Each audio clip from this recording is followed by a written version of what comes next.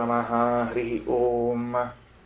ಪ್ರಾಣಾದೇರೀಶಿತಾರಂ ಪರಮಸುಖನಿಧಿಂ ಸರ್ವದೋಷವ್ಯಪೇತಂ ಸರ್ವಾಂತಸ್ಥಂ ಸುಪೂರ್ಣಂ ಪ್ರಕೃತಿಪತಿಮಜಂ ಸರ್ವಬಾಹ್ಯಂ ಸುನಿತ್ಯಂ ಸರ್ವಜ್ಞಂ ಸರ್ವಶಕ್ತಿಂ ಸುರಮುನಿಮನುಜಾದ್ಯೈಃ ಸದಾ ಸೇವ್ಯಮಾನಂ ವಿಷ್ಣುಂ ವಂದೇ ಸದಾಹಂ ಸಕಲಜಗದನಾದ್ಯಂತ ಮಾನಂದದಂ ತಂ.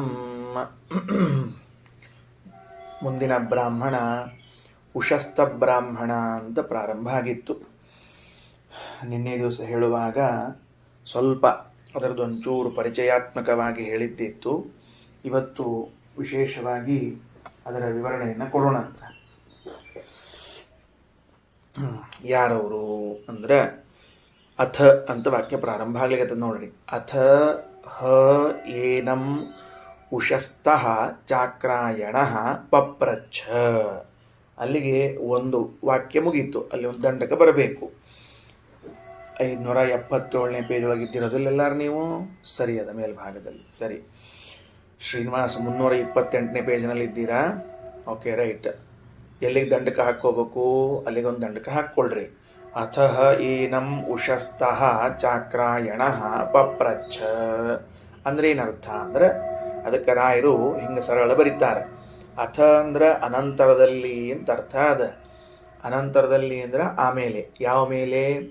ಆ ಭುಜ್ಜು ಪ್ರಶ್ನೆ ಉತ್ತರ ಆದ ಮೇಲೆ, ಭುಜ್ಜು ಎಂಬ ವ್ಯಕ್ತಿ ಪ್ರಶ್ನೆ ಕೇಳಿದ್ರು, ಅವರಿಗೆ ಉತ್ತರ ಕೊಟ್ಟಾದ ಮೇಲೆ ಅಥ ಶಬ್ದವು ಅನಂತರ ಎಂಬ ಅರ್ಥ ಹೇಳ್ತಿದ್ರೆ, ಯಾವುದರ ಅನಂತರ ಅಂದರೆ ಹಿಂದೆ ಬಂದ ಲಾಹ್ಯಾಯನಿ ಭುಜ್ಜು ಎಂಬ ವ್ಯಕ್ತಿ ಏನಿದ್ದಾರಲ್ಲ ಅವರ ಪ್ರಶ್ನೆ ಹಾಗೂ ಉತ್ತರಗಳಾದ ಮೇಲೆ ಆತು. ಅಂದ್ರೆ ಉಶಸ್ತಃ ಚಾಕ್ರಾಯಣ.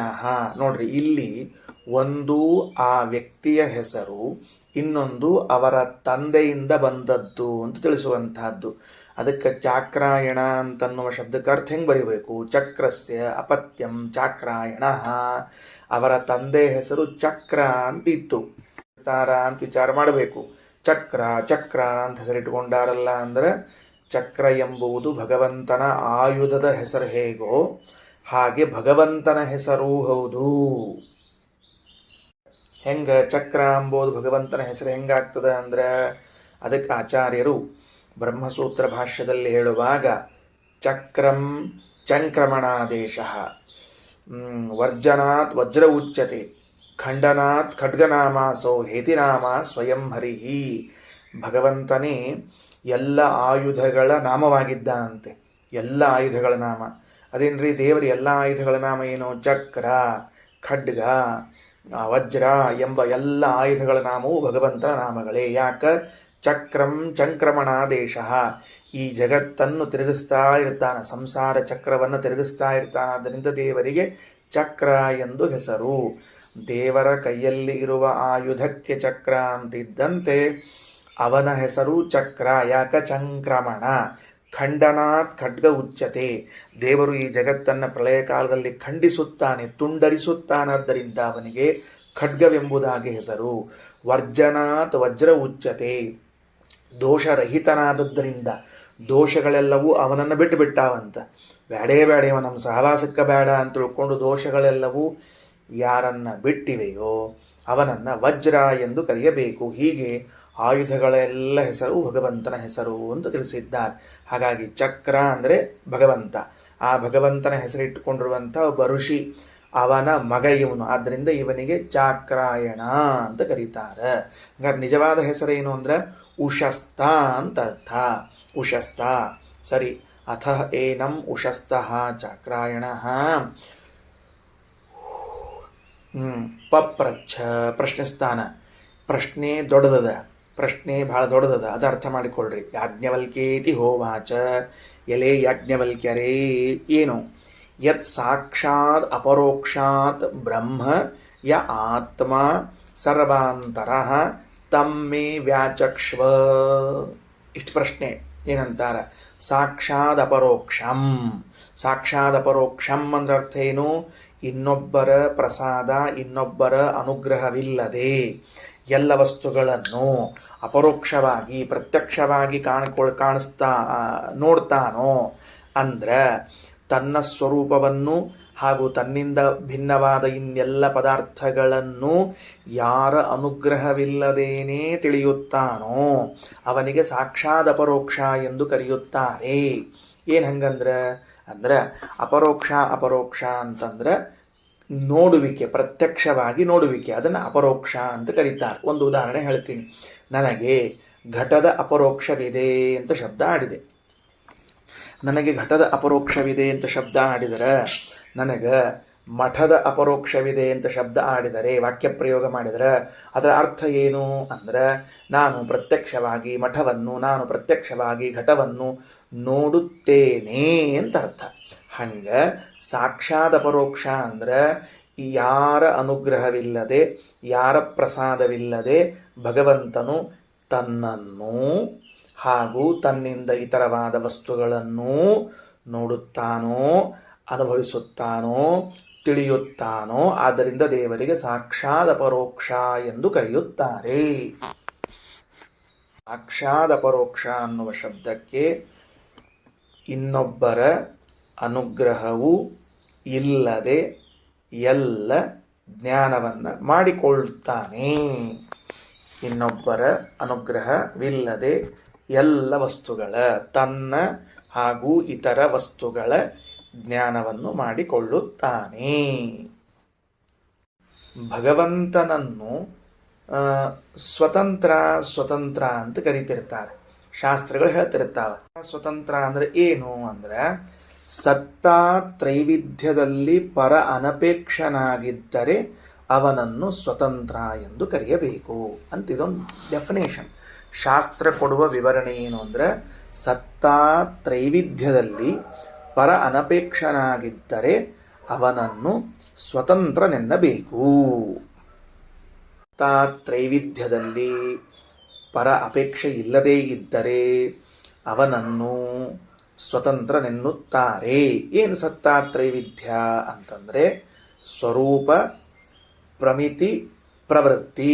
ಸತ್ತಾ ತ್ರೈವಿಧ್ಯ ಅನ್ನೋದರ ಕೆಳಗೆ ಒಂದು ಅಂಡರ್ಲೈನ್ ಮಾಡ್ಕೊಂಡು ಬರ್ಕೋಬೇಕು. ಸ್ವರೂಪ, ಪ್ರಮಿತಿ, ಪ್ರವೃತ್ತಿ. ಹಿಂಗಂದ್ರೆ ಏನು? ಸ್ವರೂಪ, ಪ್ರಮಿತಿ, ಪ್ರವೃತ್ತಿ ಅಂದ್ರೆ ಏನು? ಮೊದಲೇನು ಮಾಡಿದೆವು?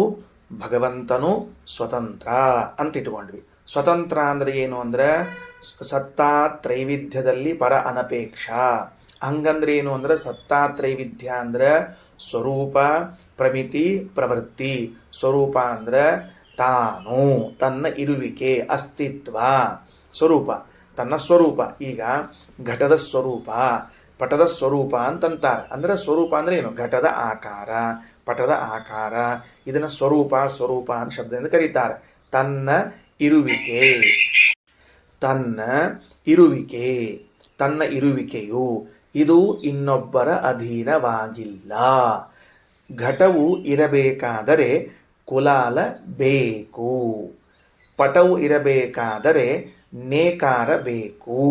ಅವ ಇದ್ರೆ ಅದು ಇರುತ್ತದೆ, ಅವ ಇದ್ದಿದ್ದಿಲ್ಲ ಅಂದ್ರೆ ಅದು ಇರುವುದಿಲ್ಲ.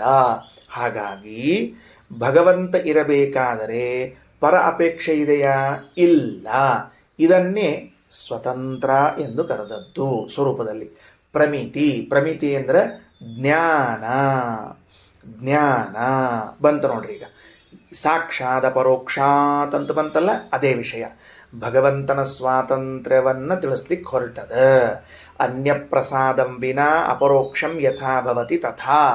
ಇನ್ನೊಬ್ಬರ ಅನುಗ್ರಹವಿಲ್ಲದೆ, ಇನ್ನೊಬ್ಬರ ಸಹಾಯವಿಲ್ಲದೆ ತನ್ನಿಂದ ಇತರವಾದ ಎಲ್ಲ ವಸ್ತುವಿನ ಜ್ಞಾನ ಉಳ್ಳವನಾಗಿರುತ್ತಾನಾದ್ದರಿಂದ ಅವನನ್ನೇನು ಕರೆದಿದ್ದಾರೆ? ಸ್ವತಂತ್ರ ಎಂದು ಕರೆಯುತ್ತಾರೆ.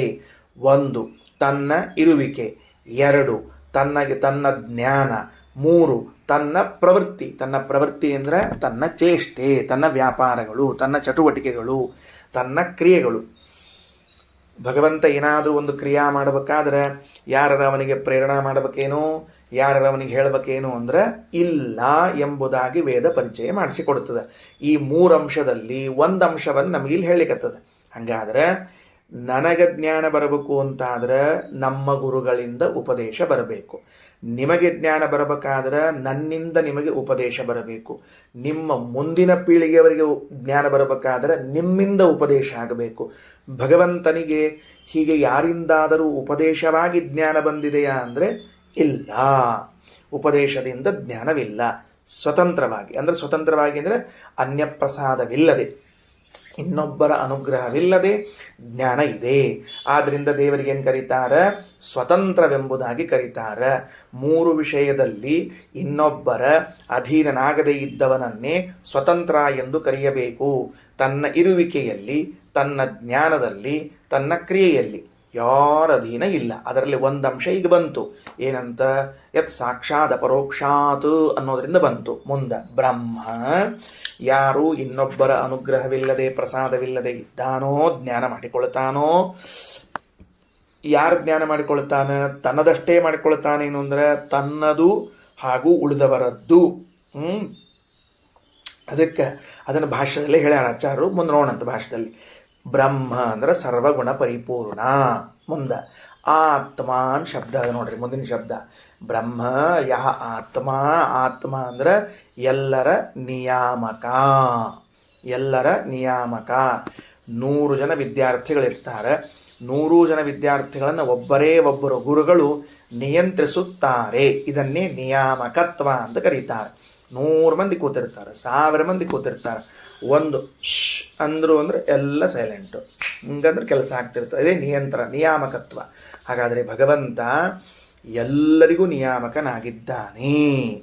ಭಗವಂತನು ತನ್ನ ಜ್ಞಾನವನ್ನು, ತನ್ನಿಂದ ಇತರವಾದ ವಸ್ತುವಿನ ಜ್ಞಾನವನ್ನು ಯಾರ ಅನುಗ್ರಹವಿಲ್ಲದೆ, ಯಾರ ಪ್ರಸಾದವಿಲ್ಲದೆ ಮಾಡಿಕೊಂಡಿದ್ದಾನೆ. ಸ್ವಯಂ ಗುಣ ಪರಿಪೂರ್ಣನಾಗಿದ್ದಾನೆ, ಎಲ್ಲರ ನಿಯಾಮಕನಾಗಿದ್ದಾನೆ. ಇಷ್ಟು ಜನ ನಿಯಂತ್ರಿಸುತ್ತಿರುವಾಗ ಯಾರದ್ದಾದರೂ ಅಪೇಕ್ಷಾ ಬೇಕಾಗ್ತದೇನವನಿಗೆ ಅಂತಂದ್ರೆ ಬೇಕಾಗಿಲ್ಲ. ಯಾಕಂದ್ರೆ ಸರ್ವಾಂತರಃ, ಮುಂದಿನ ಪದ ಏಷ ಆತ್ಮ ಸರ್ವಾಂತರಃ. ಅಷ್ಟೆಲ್ಲ ಜನರನ್ನು ನಿಯಂತ್ರಿಸುವ, ಕಂಟ್ರೋಲ್ ಮಾಡುವ ಶಕ್ತಿ ಅವನಲ್ಲಿಯೇ ಇದೆ. ಸರ್ವಾಂತರಃ ಎಂಬ ಶಬ್ದಕ್ಕೆ ಅರ್ಥ ಏನು? ಎಲ್ಲ ಸಾಮರ್ಥ್ಯವೂ ತನ್ನಲ್ಲಿ ಇದೆ ಅಂತ ಅರ್ಥ. ಅದಕ್ಕೆ ರಾಘವೇಂದ್ರ ಸ್ವಾಮಿಗಳವರು ಸರ್ವಾಂತರಃ ಎಂಬ ಶಬ್ದಕ್ಕೆ ಸರ್ವಂ ಸಾಮರ್ಥ್ಯಂ ಸ್ವಾಂತರೇವ ಅಸ್ತಿ ಇತಿ ಸರ್ವಾಂತರಃ ಸರ್ವಶಕ್ತಿಮಾನ್ ಇತಿ ಯಾವತ್. ಸರ್ವಾಂತರಃ ಎಂಬ ಶಬ್ದದ ಅರ್ಥ ಎಲ್ಲ ಸಾಮರ್ಥ್ಯವೂ ತನ್ನಲ್ಲೇ ಇದೆ ಅಂತ. ತಾತ್ಪರ್ಯಾರ್ಥ ಏನು ಅಂದ್ರೆ ಸರ್ವಶಕ್ತಿಮಾನ್, ಎಲ್ಲ ಶಕ್ತಿ ಉಳ್ಳವನಾಗಿದ್ದಾನೆ. ನೋಡ್ರಿ, ಯಾಕೆ ಹಿಂಗೆ ಹೇಳ್ಬೇಕಾಯಿತು ಆ ಉಷಸ್ತಿ ಚಾಕ್ರಾಯಣರು ಅಂದ್ರೆ, ಎಲ್ಲರನ್ನ ನಿಯಮನ ಮಾಡುವಾಗ ಒಂದೇ ರೀತಿಯ ಶಕ್ತಿಯನ್ನು ಉಪಯೋಗಿಸುವ ಹಂಗಿರಂಗಿಲ್ಲ. ಗಾಳಿಯನ್ನು ನಿಯಂತ್ರಣ ಮಾಡುವಾಗ ಬೇರೆ ತರಹದ ಶಕ್ತಿಯನ್ನು ಉಪಯೋಗಿಸಬೇಕು. ನೀರನ್ನು ನಿಯಂತ್ರಣ ಮಾಡುವಾಗ ಬೇರೆ ರೀತಿಯ ಶಕ್ತಿಯನ್ನು ಉಪಯೋಗಿಸಬೇಕು. 9ನೇ ತರಗತಿಯ ವಿದ್ಯಾರ್ಥಿಗಳಿಗೆ ಪಾಠ ಹೇಳುವಾಗ ಬೇರೆ ಕ್ರಮ, 1ನೇ ತರಗತಿ ವಿದ್ಯಾರ್ಥಿ ಹೇಳುವ ಪಾಠ ಬೇರೆ ಕ್ರಮದಲ್ಲಿ. ಹಾಗಿರುವಾಗ ಆ ತರಹದ ಎಲ್ಲ ಸಾಮರ್ಥ್ಯ ಅವನಿಗೆ ಉಂಟು. ಜಗತ್ತಿನಲ್ಲಿ ಅನಂತ ಪದಾರ್ಥಗಳನ್ನು ನಿಯಮಿಸುತ್ತಾನೆ ಪರಮಾತ್ಮ ಅಂದರೆ ಅದಕ್ಕೆ ತಕ್ಕುದಾದ ಸಾಮರ್ಥ್ಯವು ಅವನಲ್ಲಿ ಇದೆ. ಅದನ್ನೇ ಸರ್ವಾಂತರಃ ಅಂತ ಕರೆದಿದ್ದಾರೆ. ಅವನನ್ನು ಮೇ ವ್ಯಾಚಕ್ಷ, ನನಗೆ ತಿಳಿಸಿ ಹೇಳ್ರಿ. ಇಂಥ ಭಗವಂತನ ಬಗ್ಗೆ ನನಗೆ ಹೇಳಬೇಕು. ಎಲ್ಲ ಅವರ ಹೇಳಿಬಿಟ್ರಿ, ಇನ್ನೇನು ಹೇಳಬೇಕು ಭಗವಂತನ ಬಗ್ಗೆ? ಇವನ ಬಗ್ಗೆ ಹೇಳ್ರಿ ಅಂತ. ದೇವ್ರು ಯಾರು ನಮಗೆ ಗೊತ್ತಿಲ್ಲ, ಬಿಡಿಸಿ ಹೇಳ್ರಿ ಅಂದರೆ ಇವೆಲ್ಲ ಹೇಳಬಹುದು. ಇವೆಲ್ಲ ಹೇಳಿ ಇಂಥ ದೇವ್ರ ಬಗ್ಗೆ ಹೇಳ್ರಿ ಅಂತ ಮತ್ತೆ ಮುಂದಿಂದಂತೀವಿ. ಯತ್ ಸಾಕ್ಷಾದ ಪರೋಕ್ಷಾತ್ ಬ್ರಹ್ಮ ಆತ್ಮ ಸರ್ವಾಂತರಃ ತಮ್ಮೇ ವ್ಯಾಚಕ್ಷಯತಿ. ಸರಿ, ಏಷತೆ ಆತ್ಮ ಸರ್ವಾಂತರಃ ಉತ್ತರ ಕೊಟ್ಬಿಟ್ರು ಅವರು. ಏಷತೆ ಆತ್ಮ ಸರ್ವಾಂತರಃ. ಹೆಂಗಿದ್ದಾನಪ್ಪ ಗೊತ್ತೇನವ? ಏಷತೆ ಆತ್ಮ ಸರ್ವಾಂತರಃ. ನೀ ಯಾವ ಭಗವಂತನ ಕೇಳಿದ್ದೀಯಲ್ಲ ಆ ಭಗವಂತನು ಏಷಃ ತೇ ತವ ಆತ್ಮ, ನಿನ್ನ ನಿಯಾಮಕ. ನೀ ಏನೀಗ ಹೇಳಿದೆ ಅಲ್ಲ, ಏನಂತ? ಎಲ್ಲವನ್ನೂ ಸ್ವತಂತ್ರವಾಗಿ ಬಲ್ಲವನು, ಗುಣ ಪರಿಪೂರ್ಣನಾಗಿದ್ದಾನೆ, ಎಲ್ಲರನ್ನ ನಿಯಂತ್ರಣ ಮಾಡುತ್ತಾನೆ ಅಂತ ಹೇಳಿದೆಯಲ್ಲ, ಅವ ತೇ ಆತ್ಮ, ನಿನ್ನ ನಿಯಾಮಕನೂ ಹೌದು. ನೋಡ್ರಿ, ಅಷ್ಟರಲ್ಲಿ ಒಂದು ಸೂಕ್ಷ್ಮ. ಏ ಉಷಸ್ತಿ ಚಾಕ್ರಾಯಣ, ಎಲ್ಲರನ್ನ ನಿಯಂತ್ರಿಸುತ್ತಾನೆ ಅಂತ ನಿನ್ನನ್ನು ಬಿಟ್ಟುಗಿಟ್ಟಿ ತೇ ಆತ್ಮ, ನಿನ್ನನ್ನೂ ನಿಯಂತ್ರಿಸುತ್ತಾನೆ. ಸರಿ, ಅವು ಕೇಳಿದರು, ಏಷಃ ಈ ಮುಂದೆ ಹೇಳುವಂಥ ಕ್ರಮದಲ್ಲಿ ಇದ್ದಾನೆ. ಏಷಃ ತೇ ತವ ಆತ್ಮ ನಿಯಾಮಕಃ. ಯಾರವ? ಪ್ರಶ್ನೆ ಕೇಳಿದವರು. ಏಷತೆ ಆತ್ಮ ಸರ್ವಾಂತರಃ, ಎಲ್ಲರನ್ನ ನಿಯಂತ್ರಿಸುವಂತಹ ಸಾಮರ್ಥ್ಯವುಳ್ಳ ಸರ್ವಶಕ್ತಿಮಾನನಾದ ಆ ಭಗವಂತನು ನಿನಗೂ ನಿಯಾಮಕನಾಗಿದ್ದಾನೆ ಅಂತಂದಮೇಲೆ, ಕಥಮೋ ಯಾಜ್ಞವಲ್ಕ್ಯ ಸರ್ವಾಂತರಃ. ಯಾರವನು ಹೇಳ್ರಿ ಯಾರವನು ಹೇಳ್ರಿ, ಗೊತ್ತಾಯಿತು ನನ್ನನ್ನು ನಿಯಂತ್ರಿಸುತ್ತಾನೆ ಅಂತ ಗೊತ್ತಾಯಿತು, ಯಾರವನು ಹೇಳ್ರಿ ಅಂತ ಕೇಳಿದಾಗ ಹೇಳಿದರು, ತಗೋಪ, ಯಃ ಪ್ರಾಣೇನ ಪ್ರಾಣಿತಿ ಸತೆ ಆತ್ಮ ಸರ್ವಾಂತರಃ, ಯೋ ಅಪಾನೇನ ಅಪಾನೀತಿ ಸತೆ ಆತ್ಮ ಸರ್ವಾಂತರಃ, ಯೋ ವ್ಯಾನೇನ ವ್ಯಾನೀತಿ ಸತೆ ಆತ್ಮ ಸರ್ವಾಂತರಃ, ಯ ಉದಾನೇನ ಉದಾನೀತಿ ಸತೆ ಆತ್ಮ ಸರ್ವಾಂತರಃ, ಏಷತೆ ಆತ್ಮ ಸರ್ವಾಂತರಃ. ಬಂತೋ ಇಲ್ಲಿಗ? ಇಷ್ಟದ ನೋಡ್ರಿ. ಇಲ್ಲೊಂದು ಉಪನಿಷತ್ತಿನಲ್ಲಿ ಒಂದು ಹೊಸ ಪ್ರಯೋಗ ಮಾಡಿತ್ತು. ಮತ್ತೀಗ ಉಪನಿಷತ್ತು ಏನೇನು ನೋಡಿದ್ರಿ, ಏನೇನು ಬಿಟ್ರಿ ಎಂಬುದು ನೋಡ್ಕೊಂಡು ಇಟ್ಕೊಳ್ರಿ. ಯಾರವನು ಅಂತ ಕೇಳಿದಾಗ ಉತ್ತರ ಶುರು ಮಾಡ್ತಾರೆ. ಏನು ಅಂದ್ರೆ, ಕಥಮೋ ಯಾಜ್ಞವಲ್ಕ್ಯ ಸರ್ವಾಂತರಃ. ಅಲ್ಲಿ ಕ್ರಮ ಹಾಕ್ಕೊಂಡಿಟ್ಕೊಳ್ರಿ. ಯಹ ಪ್ರಾಣೇನ ಪ್ರಾಣಿತಿ ಯಹ ಪ್ರಾಣೇನ ಪ್ರಾಣಿತಿ ಸತೇ ಆತ್ಮ ಸರ್ವಾಂತರಃ. ಅಲ್ಲೊಂದು ಕಾಮ. ಪ್ರಾಣ ಅನ್ನೋ ಶಬ್ದಕ್ಕೆ, ಮೊದಲನೇ ಪ್ರಾಣ ಶಬ್ದಕ್ಕೆ ಮುಖ್ಯ ಪ್ರಾಣ ರೂಪದಿಂದ ಮುಖ್ಯ ಪ್ರಾಣದೇವರಿಂದ ಪ್ರಾಣಿತಿ, ಜಗತ್ತಿನ ಪ್ರಾಣನವನ್ನು ಮಾಡುತ್ತಾನೆ, ಚೇಷ್ಟನೆಯನ್ನು ಮಾಡುತ್ತಾನೆ. ಅವನೇ ನಿನ್ನ ನಿಯಾಮಕನಾಗಿದ್ದಾನೆ, ಸರ್ವಶಕ್ತಿಯಾದಿ ಗುಣವುಳ್ಳವನಾಗಿದ್ದಾನೆ. ಯಾರು ಅಂತ ಕೇಳಿದೆಯಲ್ಲಪ್ಪ? ಯಾರು ಗೊತ್ತೇನು? ಮುಖ್ಯ ಪ್ರಾಣದೇವರ 5 ರೂಪಗಳು: ಪ್ರಾಣ, ಅಪಾನ, ವ್ಯಾನ, ಉದಾನ, ಸಮಾನ ಎಂಬುದಾಗಿ. ಆ ಮುಖ್ಯ ಪ್ರಾಣದೇವರ 5 ರೂಪಗಳಲ್ಲಿನ ಮೊದಲನೇ ರೂಪವಾದ ಪ್ರಾಣ ಎಂಬ ರೂಪದಿಂದ ಜಗತ್ತಿನ ಚೇಷ್ಟೆಯನ್ನು ನಡೆಸುತ್ತಾನೆ. ಏನ್ರಿ ಆಚಾರ, ಇದನ್ನು ನಾವು ಬೇಕಾದಷ್ಟು ಸರ್ತಿ ಕೇಳೀವಿ, ಇದ್ರೊಳಗೆ ಏನು ಹೊಸ ಅದದ? ಅವ್ರು ಕೇಳೋದೇನೋ ಇವ್ರು ಹೇಳೋದೇನೋ ಎಲ್ಲರ ಬುದ್ಧಿವಂತರಂಗ ವಿಚಾರ ಮಾಡಿ ಇಡೀರಿ ಅಂತ ಎಚ್ಚರಕೊಳ್ಳಿರ್ತದೆ ಉಪನಿಷತ್ತು. ಏನು ಬಹಳ ವಿಚಿತ್ರದ. ಭಗವಂತನು ಜಗತ್ತಿನ ಎಲ್ಲರಲ್ಲಿ ಕ್ರಿಯೆಗಳನ್ನು ಹುಟ್ಟಿಸಬೇಕು. ಅನಂತ ಜೀವರಾಶಿಗಳಲ್ಲಿ, ಅನಂತ ಪದಾರ್ಥಗಳಲ್ಲಿ ಕ್ರಿಯೆಯನ್ನು ಹುಟ್ಟಿಸಬೇಕು. ಯಾವ ಪದಾರ್ಥಗಳಲ್ಲಿ ಕ್ರಿಯಾ ಅನ್ನೋದದ, ಆ ಎಲ್ಲ ಕ್ರಿಯೆಗಳನ್ನು ಹುಟ್ಟಿಸುವುದಕ್ಕಾಗಿ ಭಗವಂತನು ವಾಯುದೇವರನ್ನು ಮಾಧ್ಯಮನನ್ನಾಗಿ ಮಾಡಿಕೊಳ್ಳುತ್ತಾನೆ. ಈ ಅಂಶ ಬೇಕಾಗಿದಲ್ಲಿ ಪ್ರಾಣದೇವರಿಂದ ಎಲ್ಲ ಕೆಲಸ ಮಾಡ್ತಾನೆ, ಅವರಿಂದ ಈ ಕೆಲಸ ಮಾಡ್ತಾನೆ. ಗೊತ್ತದ್ರಿ ಅದು. ತಾನು ರಾಜಾಧಿರಾಜ ಭಗವಂತ ಮಂತ್ರಿಗಳನ್ನು ಹೇಗೆ ಕೆಲಸಕ್ಕೆ ತೊಡಗಿಸುತ್ತಾನೋ ತನ್ನ ಆದೇಶ ಮಾತ್ರದಿಂದ, ಹಂಗೆ ಭಗವಂತ ಇಡೀ ಜಗತ್ತನ್ನು ಪ್ರಾಣದೇವರಿಗೆ ಆದೇಶ ನೀಡುವ ಮೂಲಕವಾಗಿ ನಡೆಸುತ್ತಾನೆ. ಇವನಪ್ಪ ನಿಯಾಮಕ. ಹೆಂಗೆ ನಿಯಂತ್ರಣ ಮಾಡ್ತಾನಂತ ಕೇಳಿದೆಯಲ್ಲ?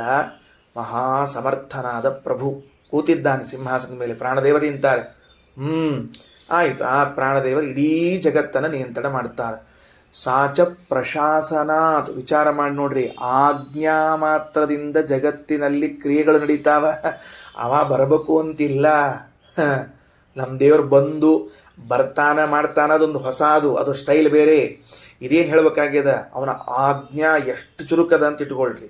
ಕೆಲವರು ಮನೆಯೊಳಗೆ ಕುತ್ಕೊಂಡಿರ್ತಾರೆ, ಪಾಪ ನೀರು ಬೇಕಾಗಿರ್ತದೆ, ಹೊರಗಿನಿಂದ ಬಂದಿರ್ತಾರೆ, ಶ್ರಮ ಆಗಿರ್ತದೆ, ಬಿಸಿಲಾಗಿ ಬಂದಿರ್ತಾರೆ, ಮುಖ ಸಪ್ಪಾಗಿರ್ತದೆ.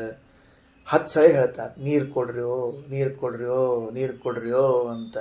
10 ಸರ್ತಿಯೂ ಕೇಳಿದಾಗಲೂ, ಮೊದಲನೇ ಸರ್ತಿ ಕೇಳಿದಾಗ ಏನು ಫಲ ಬಂದಿರ್ತದೋ 10ನೇ ಬಾರಿ ಕೇಳಿದಾಗಲೂ ಅದೇ ಫಲ ಬಂದಿರ್ತದೆ. ಇದು ನಮ್ಮ ಆಜ್ಞಾ ಸಾಮರ್ಥ್ಯ. ಅನ್ನ ಹಾಕಿಬಿಟ್ಟಿರ್ತಾರೆ, ಸಾರು ಹಾಕ್ರಿ ಅಂತ.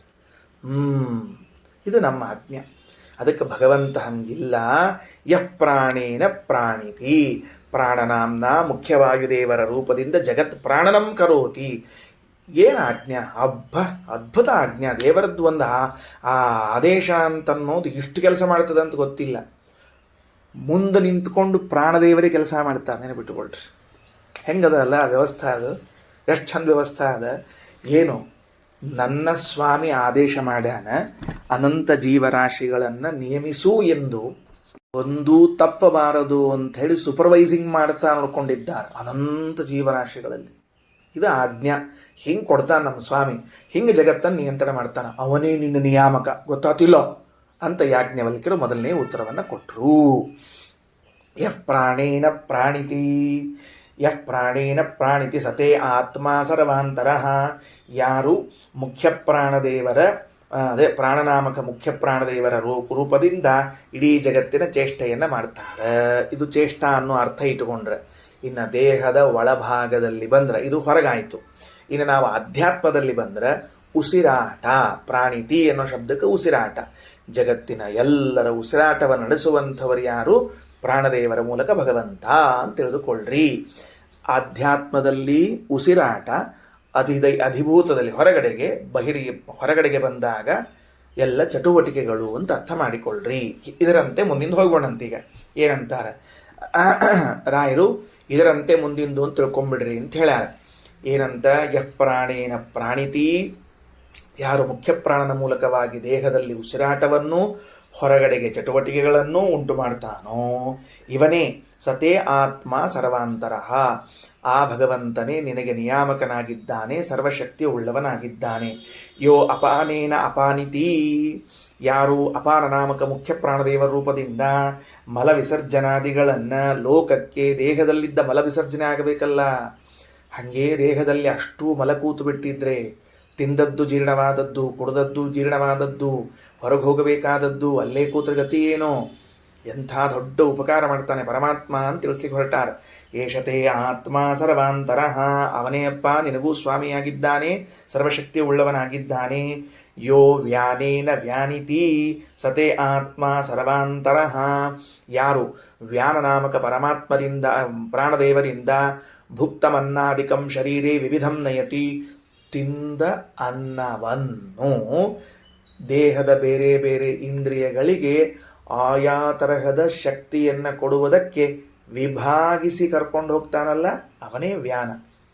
ಒಂದೇ ಅನ್ನ ಸಾರು, ಸಾರು ಅನ್ನ. ಕೆಲವರು ಅನ್ನ ಸಾರು, ಕೆಲವರು ಸಾರು ಅನ್ನ ಅಂತ ತೊಡ್ತಿರ್ತಾರೆ. ಅಂದ್ರೆ ಸ್ಪೆಷಲ್ ಏನು ಅಂತ ಕೇಳಿಕ್ಕೆ ಹೋಗ್ಬೇಡ್ರಿ, ಅಷ್ಟ ತಿಳ್ಕೊಂಡಿರ್ರಿ.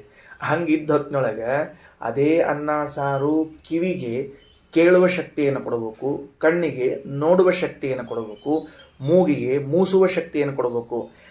ಆ ಅನ್ನ ಬರೀ ಕಾಣುವ ಶಕ್ತಿಯನ್ನಷ್ಟೇ ಪ್ರೊಡ್ಯೂಸ್ ಮಾಡಿಬಿಟ್ರೆ ಮೂಗೇನು ಮಾಡ್ಬೇಕು, ಆಮೇಲೆ ಕಿವಿ ಏನು ಮಾಡ್ಬೇಕು ಆಮೇಲೆ? ಅದಕ್ಕೆ ವ್ಯಾನನಾಮಕ ವಾಯುದೇವರ ಕೆಲಸ. ಆ ಅನ್ನವನ್ನು ಖಂಡ ಖಂಡ ಖಂಡ ತುಂಡು ತುಂಡು ತುಂಡು ಮಾಡಿ ಭಾಗ ಮಾಡಿ ಮನಸ್ಸಿಗೆ ಕರ್ಕೊಂಡು ಹೋಗ್ತಾರಂತ. ಒಂದು ಭಾಗದಿಂದ ಯತ್ ಸೂಕ್ಷ್ಮಂ ತನ್ಮನಃ, ಮನಸ್ಸಿಗೆ ಒಂದು ಭಾಗದಿಂದ ಹೋಗ್ತದೆ. ಅದಕ್ಕೆ ಅನ್ನ ತಿಂದಾಗ ಮನಸ್ಸು ಹಂಗೆ ನಿರ್ಮಾಣ ಆಗ್ತಿರ್ತದೆ. ಎಂಥ ಅನ್ನ ತಿಂತಿರ್ತೀರಿ ನೋಡ್ಕೊಂಡಿರ್ರಿ, ಮನಸ್ಸು ಹಂಗೆ ನಿರ್ಮಾಣ ಆಗ್ತಿರ್ತದೆ. ಕೆಟ್ಟ ಖಾರ, ಬೆಂಕಿ, ಹಸಿಮೆಣಸಿನ್ಕಾಯಿ, ಮಸಾಲಿ ತಿಂದುಬಿಡೋಣ, ಮನಸ್ಸು ಹಂಗೆ ತಯಾರಾಗಿರ್ತದೆ ರೀ. ಬಾ ಹೊಡಿ, ಯಾವ ಸಿಗ್ತಾನೆ ಕಡಿ ಅಂತ ತಿಳ್ಕೊಂಡು ಹೇಳಿ ಸಾತ್ವಿಕ. ನಾಳೆ ಚಾತುರ್ಮಾಸ ಶುರುವಾದಾಗಿನಿಂದ ಅನ್ನ ಸಪ್ಪನ್ನು ತವ್ವಿ ನೋಡ್ರಿ, ಒಂದು ತಿಂಗಳು ಯಾರಿಗೂ ಏನಿರಂಗಿಲ್ಲ, ಕೈ ಕಾಲೆಲ್ಲ ಹೆಂಗೆ ಬಿಟ್ಬಿಟ್ರೆ. ಯಾಕೆ ಏನು ಇರಂಗಿಲ್ಲ, ಎಲ್ಲಿಂದ ಬರ್ಬೇಕು ಶಕ್ತಿ ಇಲ್ಲದ.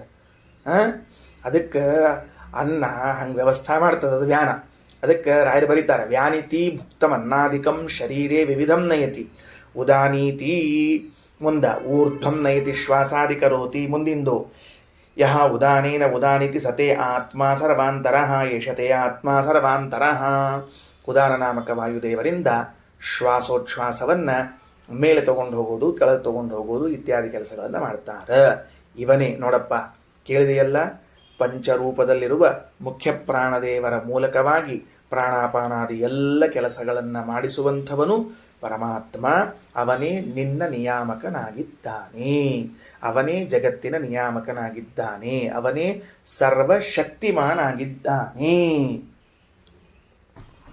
ಮುಂದೆ ಹೋಗೋಣ ನೋಡ್ರಿ. ಭಾಷ್ಯ ತಗೊಳ್ರಿ.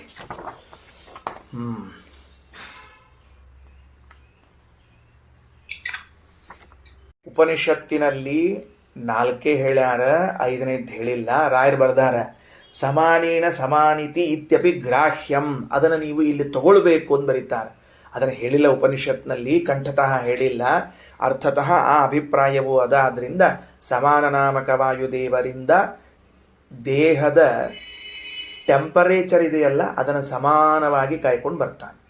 ಟೆಂಪರೇಚರ್, ಅದರ ಉಷ್ಣತಾ ಅಂತ ಅನ್ನೋದೇನಿರ್ತದೆ ಅದನ್ನು ಸಮಾನವಾಗಿ ಕಾಯ್ಕೊಂಡು ಬರ್ತಾನೆ. ಕಾಲು ಮುಟ್ಟಿದಾಗ ತಣ್ಣಗಿರೋಣ, ತಲೆ ಮುಟ್ಟಿದಾಗ ಕುದಿತಿರೋಣ, ಕೊತ ಕೊತ ಕೊತ ಕೊತ ಅಂಥೇಳಿ. ಮುಂದೇನು ಪರಿಸ್ಥಿತಿ? ಆಮೇಲೆ ಅದಕ್ಕೆ ನೋಡಪ್ಪ, ಅಡುಗೆ ಮಾಡ್ಬೇಕಾದ್ರೆ ಒಲಿಗಿಲಿ ಹೊತ್ತಿಸ್ಬೇಡ, ಅವ್ರ ತಲೆ ಮೇಲೆ ಅನ್ನಕ್ಕೆ ಇಟ್ಬಿಡು, ಲಘು ಆಗಿ ಹೋಗ್ತದೆ ಅಂತ ಅನ್ನೋ ಹಂಗಾಗೈತೆ ಎಲ್ಲರೂ.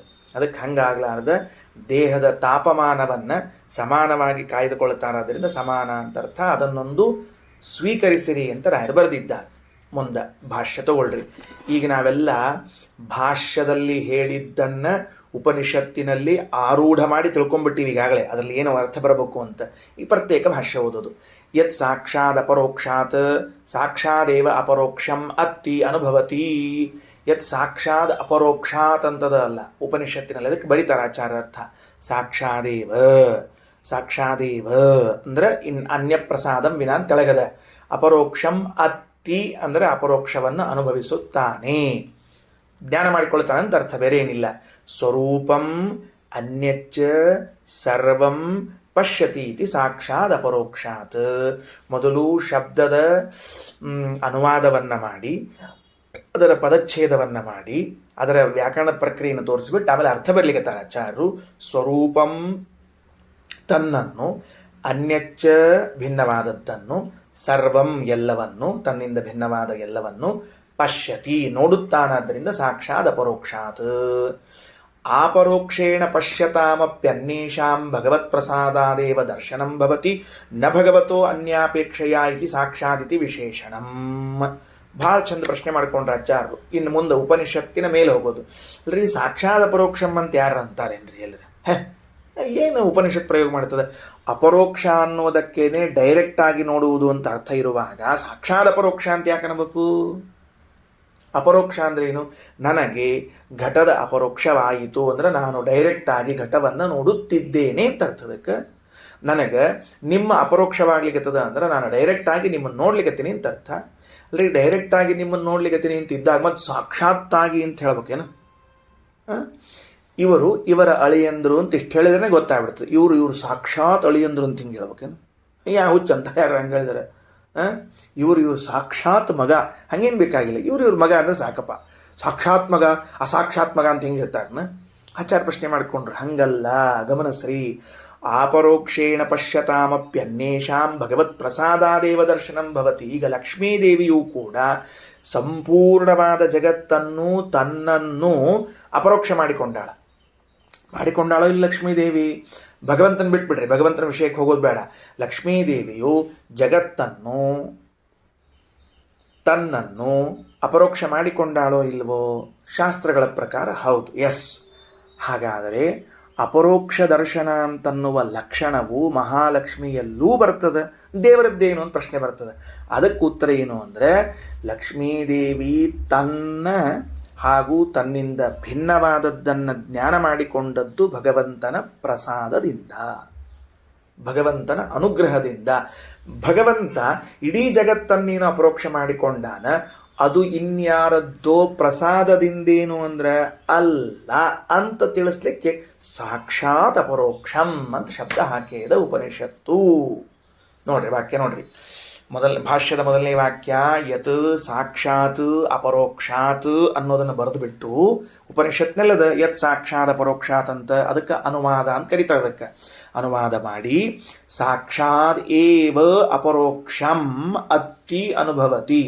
ಆಚಾರ್ಯದನ್ನು ಹೆಂಗೆ ತಿಳಿಸಿದ್ರು? ಸಾಕ್ಷಾತ್ ಅನ್ನೋ ಶಬ್ದಕ್ಕೆ ಅದು ಸಾವಧಾರಣ ವಾಕ್ಯ. ಮೂಲದಲ್ಲಿದ್ದದ್ದು ಸಾಕ್ಷಾತ್ ಅಂತ ಇಷ್ಟ ಅದ. ಸಾಕ್ಷಾತ್ ಏವ ಅಂತ ಮಾಡಿಕೊಂಡ್ರದಕ್ಕೆ ಸರ್ವಂ ವಾಕ್ಯಂ ಸಾವಧಾರಣಂ ಅಂತ ಒಂದು ನಿಯಮದ. ಸರ್ವಂ ವಾಕ್ಯಂ ಸಾವಧಾರಣಂ ಅಂದ್ರೆ ಯಾವುದೇ ವಾಕ್ಯವೂ ಕೂಡ ಅವಧಾರಣದಿಂದ ಕೂಡಿರ್ತದೆ, ನಿಶ್ಚಯಾತ್ಮಕವಾದ್ದು ಕೂಡಿರ್ತದೆ. ಸಹ ದಶರಥ ಪುತ್ರ ಅಂತದಂದ್ರೆ ಸಯೇವ ದಶರಥ ಪುತ್ರ, ಅವನೇನೇ ದಶರಥನ ಮಗ, ಇನ್ನು ಉಳಿದವ್ರು ಯಾರಲ್ಲ, ಹಂಗರ್ಥದಕ್ಕೆ. ಸಹ ರಾಮ ಅಂದ್ರೆ ಸ ಏವ ರಾಮ, ಅವನೇ ರಾಮ, ಉಳಿದವ್ರು ಯಾರು ರಾಮ.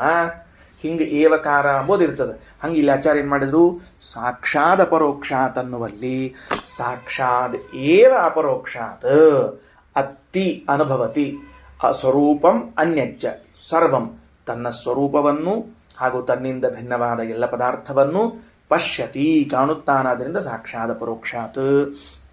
ಅದರ ಮೇಲಿನ ಆಶಂಕ, ಸಾಕ್ಷಾತ್ ಎಂಬೋ ಪದ ಯಾಕೆ ಬೇಕು ಅಂದರೆ ಆಪರೋಕ್ಷೇಣ ಪಶ್ಯತಾಮಪಿ ಅನ್ಯೇಷಾಂ.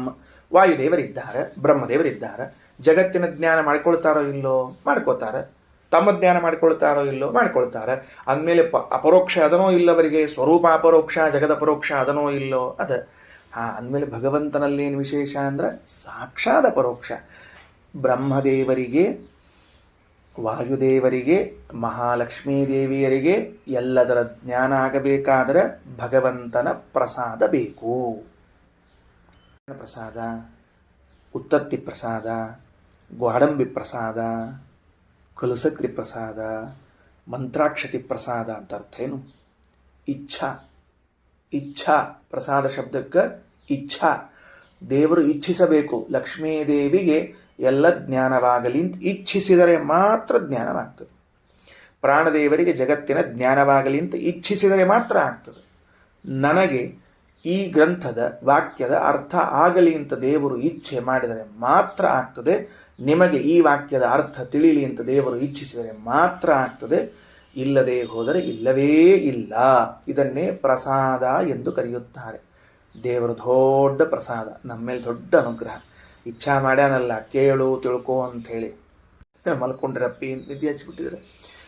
ಅದಕ್ಕೆ ನ ಭಗವತಃ ಅನ್ಯಾಪೇಕ್ಷೆಯ ಇತಿ ಸಾಕ್ಷಾದಿತಿ ವಿಶೇಷಣಂ. ಭಗವಂತನಿಗೆ ಇನ್ಯಾರ ಪ್ರಸಾದದ ಅವಶ್ಯಕತೆ ಇಲ್ಲ. ಲಕ್ಷ್ಮೀದೇವಿ ಇಚ್ಛಾ ಮಾಡಬೇಕು ದೇವರಿಗೆ ಜ್ಞಾನ ಆಗಲಿ ಅಂತ, ಹಿಂಗೇನಿಲ್ಲ. ವಾಯುದೇವರು ಇಚ್ಛಾ ಮಾಡಬೇಕು ದೇವರಿಗೆ ಜ್ಞಾನ ಆಗಲಿ ಅಂತ, ಹಿಂಗೇನಿಲ್ಲ. ಆದ್ದರಿಂದ ಸಾಕ್ಷಾತ್ ಅಪರೋಕ್ಷ ಅಂತ ಕರೀತಾರೆ. ಇನ್ನು ಮತ್ತೆ ಬ್ರಹ್ಮೇತಿ, ಬ್ರಹ್ಮ ಅಂತನ್ನುವಂಥ ಪದ ಅದ. ಬ್ರಹ್ಮ ಅಂತನ್ನುವಂಥ ಶಬ್ದ ಏನು ಹೇಳ್ತದ ಅಂತಂದ್ರೆ,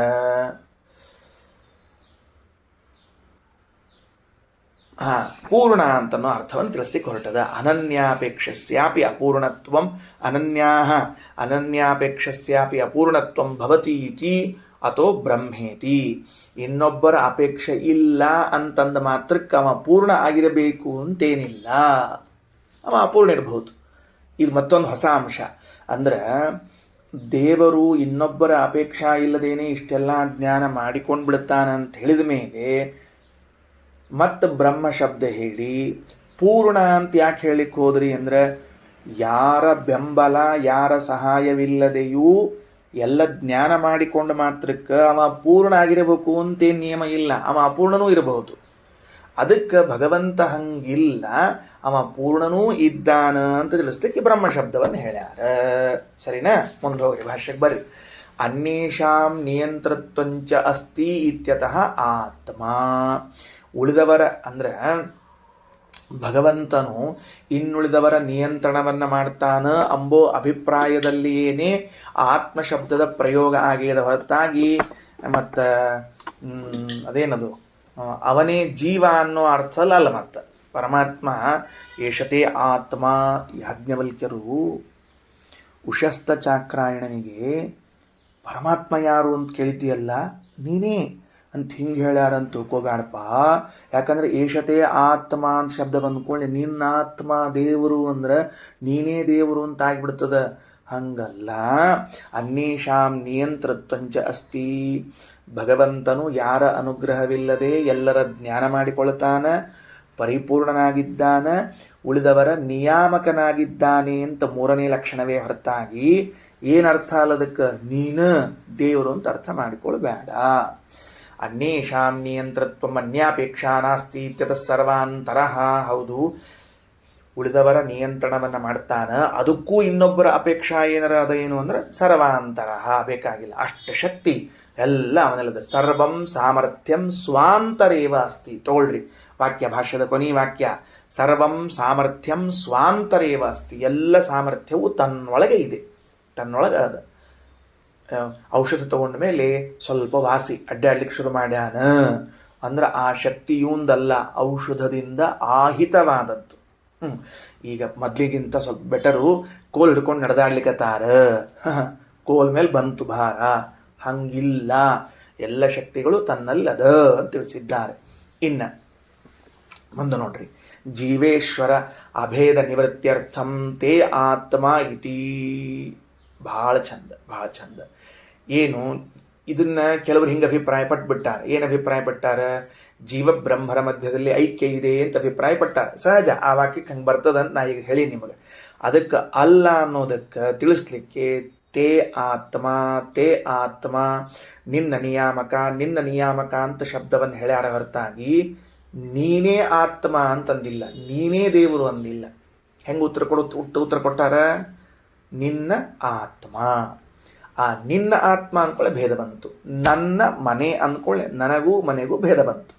ನನ್ನ ಮಗ ಅಂದ್ಕೊಳ್ಳೆ ನನಗೂ ಮಗನಿಗೂ ಭೇದ ಬಂತು. ಹಂಗ ನಿನ್ನ ಸ್ವಾಮಿ ಅಂದ್ಕೊಳ್ಳೆ ನಿನಗೂ ಅವನಿಗೂ ಭೇದ ಬಂತು. ನಿನ್ನ ಆತ್ಮ ಅದು, ನೀನೇ ಆತ್ಮ ಅಲ್ಲ, ನಿನ್ನ ಆತ್ಮ. ಸಾಕ್ಷಾತ್ ಅಪರೋಕ್ಷತ್ವಾದಿ ಗುಣೈರೇವ ಭೇದ ಸಿದ್ಧೇಪಿ ಪರಮಾರ್ಥತೋ ಜೀವೇಶ್ವರ ಅಭೇದ ನಿವೃತ್ತ್ಯರ್ಥ ತೇ ಆತ್ಮ ಇತಿ. ಅಲ್ರಿ, ಈ ತೇ ಆತ್ಮ ಅಂತ ಹೇಳಿ ಭೇದ ಸಿದ್ಧ ಮಾಡ್ಬೇಕ ಜೀವನಿಗೂ ಪರಮಾತ್ಮನಿಗೂ? ನಿನ್ನ ನಿಯಾಮಕ ಬೇಕಾಗಿಲ್ಲ. ಸ್ವತಂತ್ರವಾಗಿ ಎಲ್ಲ ಜ್ಞಾನ ಮಾಡಿಕೊಳ್ತಾನ, ಗುಣಪರಿಪೂರ್ಣ ಆಗ್ಯಾನ ಅಂತ ಅನ್ನೋದರಿಂದಲೇನೆ ಭೇದ ಸಿದ್ಧ ಆಗ್ತದಲ್ಲ. ಜೀವನಲ್ಲದೇನು ಸ್ವತಂತ್ರವಾಗಿ ಎಲ್ಲ ಜ್ಞಾನ ಮಾಡಿಕೊಳ್ತಾನ? ಇಲ್ಲ. ಪೂರ್ಣನ ಜ್ಞಾನ? ಇಲ್ಲ. ಅಂದಮೇಲೆ ಈ ಲಕ್ಷಣಗಳು ಹೇಳಿದಾಗಲೇನೆ ಭೇದ ಸಿದ್ಧ ಆಗ್ತಿರುವಾಗ ಯಾಕೆ ಮತ್ತೆ ಹೇಳಬೇಕು ಅಂತಂದ್ರೆ, ಅದಕ್ಕೆ ಅದ್ವೈತ ದರ್ಶನದಲ್ಲಿ ಒಂದು ವ್ಯವಸ್ಥೆ. ವ್ಯಾವಹಾರಿಕವಾಗಿ ಭೇದ ಉಂಟು, ಪಾರಮಾರ್ಥಿಕವಾಗಿ ಅಭೇದ ಉಂಟು ಅಂತ ಒಂದು ವ್ಯವಸ್ಥೆ. ಅಂದ್ರೆ ನೋಡ್ರಿ, ಭಾಳ ದುಡ್ಡು ಕೈಯಾಗಿ ಇಟ್ಕೊಂಡಿದ್ವಿ ಅಂದ್ರೆ ಜನ ಕ್ವಶನ್ ಮಾಡ್ಲಿಕ್ಕೆ ಶುರು ಮಾಡ್ತಾರೆ. ಏನ್ರಿ ಇಷ್ಟು ದುಡ್ಡದ, ನಿಮ್ಮ ಹತ್ರ ಇಷ್ಟು ದುಡ್ಡದ ಅಂತ ತಿಳ್ಕೊಂಡು ಹೇಳಿ. ಅದಕ್ಕೆ ಅವನು ಬುದ್ಧಿವಂತ ಏನು ಮಾಡ್ತಾನೆ? ವ್ಯವಹಾರ ಶಾಣೆ ಆಗಲಿ ಅಂತ ತಿಳ್ಕೊಂಡು ಸ್ವಲ್ಪ ದುಡ್ಡು ತೆಗೆದು ತನ್ನ ದುಡ್ಡನ್ನೇ ತನ್ನ ಹೆಂಡತಿ, ತನ್ನ ಮಕ್ಕಳು, ತನ್ನ ಅಣ್ಣ, ತಮ್ಮನ ಕೈಯಾಗಿ ಕೊಟ್ಟಿರ್ತಾನೆ. ಅವಾಗ ಏನಾಗ್ಬಿಡ್ತದೆ? ದುಡ್ಡು ಹಂಚಿ ಹೋದದ್ದಕ್ಕೆ ಪಾಪ ಅಷ್ಟೆಲ್ಲ ದುಡ್ಡು ಇಲ್ಲಿ ಬಿಡು ಅಂತಾಗಿರ್ತದೆ. ವ್ಯವಹಾರದಲ್ಲಿ ವಿಚಾರ ಮಾಡಿ ನೋಡಲಾಗಿ ಅವ ಬಡವ, ಪಾರಮಾರ್ಥಿಕವಾಗಿ ವಿಚಾರ ಮಾಡಿ ನೋಡಲಾಗಿ ಅವ ಶ್ರೀಮಂತ. ಯಾಕೆ? ಎಲ್ಲ ದುಡ್ಡು ಅವಂದ ಅದ. ಗೊತ್ತಾತಿಲ್ಲ ವ್ಯಾವಹಾರಿಕ ಹೆಂಗ, ಪಾರಮಾರ್ಥಿಕ ಹೆಂಗ. ಅದು ಸ್ವತಂತ್ರವಾಗಿ ಜ್ಞಾನ ಮಾಡಿಕೊಳ್ತಾನ, ಪೂರ್ಣ ಇದ್ದಾನ ಎಂಬುದು ವ್ಯಾವಹಾರಿಕ.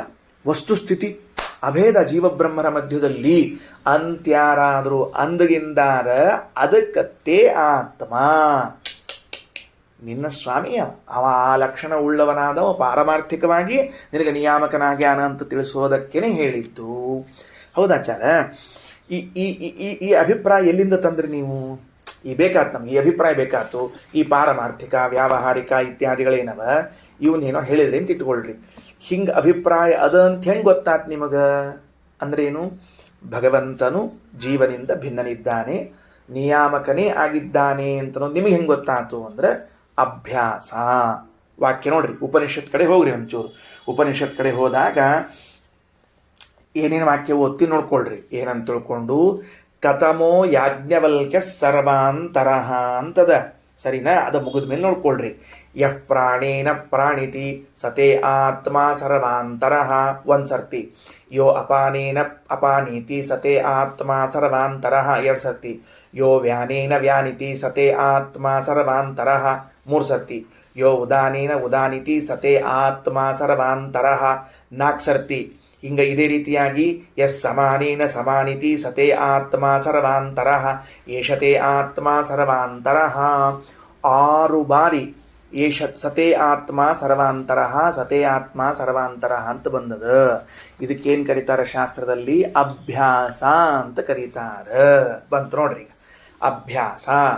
ಈ ಅಭ್ಯಾಸದಿಂದ ತಾತ್ಪರ್ಯ ನಿರ್ಣಯವಾಗ್ತದ. ಈ ವಾಕ್ಯದ ಎಲ್ಲಿ ಅಭಿಪ್ರಾಯದ ನಿರ್ಣಯ ಆಗ್ತದ. ಆಚಾರ್ಯ ಬರೀತಾರ, ತತ್ರ ಪ್ರಧಾನ ತಾತ್ಪರ್ಯ ಜ್ಞಾಪನಾರ್ಥಂ ಪುನಃ ಪುನಃ ಅಭ್ಯಾಸ. ಮತ್ತೆ ಹೇಳಿದ ಪ್ರಧಾನ ತಾತ್ಪರ್ಯ ಏನದ? ದೇವರು ನಿನ್ನಿಂದ ಭಿನ್ನ, ದೇವರು ನಿನಗೆ ನಿಯಾಮಕ ಅಂತನ್ನುವಲ್ಲಿ ತಾತ್ಪರ್ಯ ಅದ. ಮಳೆಗಾಲ ಇತ್ತು, ಹುಡುಗರು ಮಳೆಗಾಲಕ್ಕೆ ಆಟ ಆಡ್ಲಿಕ್ಕೆ ಹೋದವು ಮಳೆಯೊಳಗೆ. ಅವ್ವ ಮಳೆಯೊಳಗೆ ಹೋಗಬೇಡ ಮಳೆಯೊಳಗೆ ಹೋಗಬೇಡ, 10 ಸರ್ತಿ ಮಳೆಯೊಳಗೆ ಹೋಗಬೇಡ ಆಟ ಆಡಲಿಕ್ಕೆ, ಮಳೆಯೊಳಗೆ ಹೋಗಬೇಡ ಆಟ ಆಡಲಿಕ್ಕೆ ಅಂತ ಹೇಳಿ. ಯಾಕೆ 10 ಬಾರಿ ಮಳೆಯಲ್ಲಿ ಆಟವಾಡಲು ಹೋಗಬೇಡ, ಮಳೆಯಲ್ಲಿ ಆಟವಾಡಲು ಹೋಗಬೇಡ ಅಂದ್ರೆ ಆಕೆಗೆ ಎಲ್ಲಿ ತಾತ್ಪರ್ಯ ಅದ ಅಂದ್ರೆ, ನೆನೆಸಿಕೊಂಡಿ ಅಂದ್ರೆ ರೋಗ ಬರ್ತದೆ, ರೋಗ ಬಂತು ಅಂದ್ರೆ ನಾಳೆ ನಿನಗೆ ಅಧ್ಯಯನಕ್ಕೆ, ಶಾಲೆಗೆ ಹೋಗ್ಲಿಕ್ಕೆ, ಮನ್ಯಾಗ ಕೆಲಸ ಮಾಡಲಿಕ್ಕೆ ಎಲ್ಲದಕ್ಕೂ ತೊಂದರೆ ಆಗ್ತದೆ, ಇಲ್ಲಿ ತಾತ್ಪರ್ಯ ಅದ. ಅದನ್ನಷ್ಟು ಹೇಳಂಗಿಲ್ಲ ಆಕಿ ವಾಕ್ಯದೊಳಗೆ. ಏನು ಹೇಳ್ತಾಳೆ, ಮಳೆಯಾಗ ಆಡ್ಲಿಕ್ಕೆ ಹೋಗಬೇಡ, ನೋಡ ಮತ್ತೆ ಖಬರ್ದಾರ್, ಇಷ್ಟ ಅಂತಿರ್ತಾಳೆ ಆಕಿ. ಹಂಗಾರ ಇದೇನು ಮಳೆಯಲ್ಲಿ ಆಡಬೇಡ, ಮಳೆಯಲ್ಲಿ ನೆನೆಯಬೇಡ ಅಂತ 16 ಬಾರಿ ಉಚ್ಚಾರಣೆ ಇದೆಯೋ, ಇದರ ತಾತ್ಪರ್ಯವೆಲ್ಲಿದೆ ಅಂದರೆ ನಿನಗೆ ಅನಾರೋಗ್ಯವಾಗುತ್ತದೆ ಎನ್ನುವಲ್ಲಿ ತಾತ್ಪರ್ಯ ಇದೆ. ಹಂಗಾರ ವೇದದಲ್ಲಿ ಏನಂತ ತೇ ಆತ್ಮ ಸರ್ವಾಂತರಃ, ತೇ ಆತ್ಮ ಸರ್ವಾಂತರಃ ಅಂತ ಪುನಃ ಪುನಃ ಅಭ್ಯಾಸ ಮಾಡಿದ್ದು ಏನನ್ನ ತಿಳಿಸ್ಲಿಕ್ಕತ್ತದ, ನಿನಗೆ ನಿಯಾಮಕ, ನಿನಗೆ ನಿಯಾಮಕ, ನಿನಗೆ ನಿಯಾಮಕ ಅಂದರೆ ನೀನು ಅವನಲ್ಲ, ನಿನ್ನಿಂದ ಅವನು ಭಿನ್ನನಿದ್ದಾನೆ ಅಂತ ತಿಳಿಸ್ತಾ ಇದೆ. ಇಷ್ಟು ಇವತ್ತಿನ ಪಾಠ. ಶ್ರೀಕೃಷ್ಣಾರ್ಪಣಮಸ್ತು.